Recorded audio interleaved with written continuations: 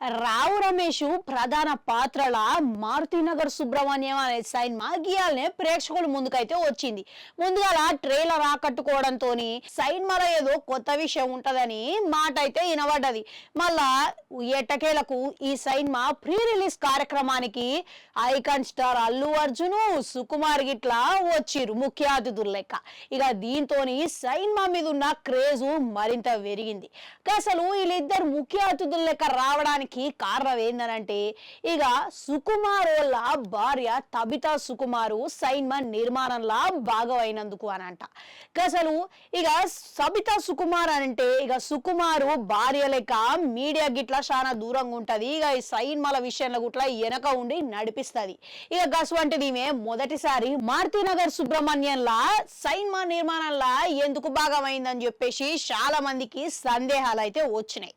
ఎందుకు కారణం ఇక తర్వాత మాట్లాడుకుందాం. కానీ ఇక ఎప్పుడు గిట్లా మీడియా ముందుకి రాదు.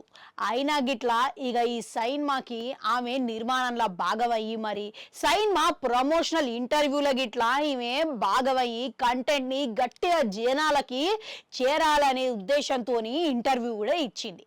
మళ్ళీ ఇప్పుడు దీనికి కారణం ఏంది అనే విషయానికి వస్తే మాత్రం ఇక ఈమె సినిమా ప్రమోషనల్ ఇంటర్వ్యూలనే బుచ్చిబాబుతోని ఓ ఇంటర్వ్యూ చేసిందంట. ఇక ఆ ఇంటర్వ్యూలో భాగంగానే బుచ్చిబాబు ఒక ప్రశ్న అడిగిండంట. ఇక ఆయన ఏం అడిగిండారంటే సుకుమార్ రైటింగ్స్ ఉండగా అసలు తబితా సుకుమారు ప్రెజెన్స్ అని ఎందుకు వచ్చింది, ఎందుకు చేయాల్సి వచ్చింది అని ప్రశ్నించిందంట. ఇక దీనికి కారణం ఆమె ఈ ఇంటర్వ్యూలో స్పష్టతను ఇచ్చిందంట.